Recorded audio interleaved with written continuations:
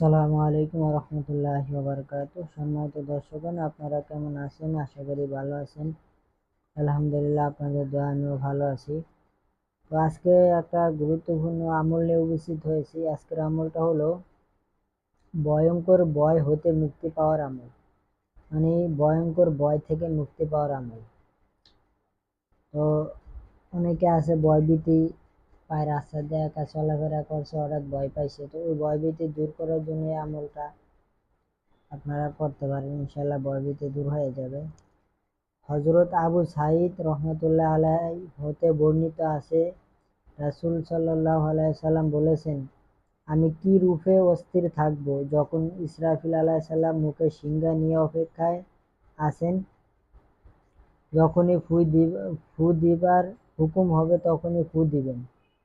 সাহাবায়ে কেরাম ভয়ে আতঙ্কিত হয়ে অস্থির হয়ে পড়ে। তখন হুজুর আকরাম সাল্লাল্লাহু আলাইহি ওয়াসাল্লাম বলেন, তোমরা এই দোয়া পাঠ করবে। মানে এই দোয়াটা আপনারা ভয়ঙ্কর যে কোনো ভয়ভীতির ক্ষেত্রে আপনারা ইসরাফিল সিংহায় যখন ফু দিব, ইসরাফিল আলাইহিস সালাম, তখন এই দোয়াটা পাঠ করলে নবীজির মুখে বর্ণিত এই দোয়াই তখন কাজ করবে। আর ছোটখাটো যদি ভয়ভীতি বা ছোটখাটো বিপদ আপদে যদি পাঠ করেন, তাহলে ইনশাআল্লাহ আরো ভালো কাজ করবে অতি দ্রুত।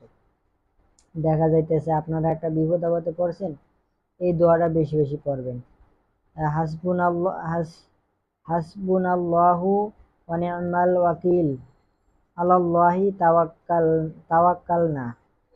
ঠিক আছে, এই দোয়াটা আপনারা যে কোনো বিপদ আপদে আপনারা এই দোয়াটা পড়বেন, ইনশাআল্লাহ আল্লাহ ওই বিপদ আপদের ভয়ের আশঙ্কা আল্লাহ দূর করে দিবেন। এবং রাস্তা দিয়ে চলাফেরা করতেছেন, হঠাৎ ভয় করতেছে আপনার মনের ভিতরে, তো এই দোয়াটা বেশি বেশি পাঠ করতে করতে ওই রাস্তাটা চলবেন, ইনশাআল্লাহ অন্তরে ভয়ভীতি থাকবে না। এবং যে কোনো বিপদ আপদ থাকলে আল্লাহ বিপদ আপদ থেকে আপনাকে হেফাজত করে নিবে। তো যারা রাস্তায় ভয় পাইছে, ভয় পায়া ডর কমতেছে না, তারাও এই দোয়াটা বেশি বেশি পড়িয়া 3 বার পড়িয়া 5 বার পড়িয়া পানিতে ফু দিয়ে ওই পানিটা খাবে এবং বেশি বেশি এই দোয়াটা পরে শরীরে ফু দিবে।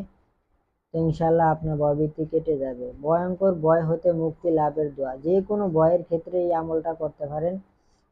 হাসবুনাল্লাহু ওয়া নি'মাল ওয়াকিল, আলাল্লাহি তাওয়াক্কালনা।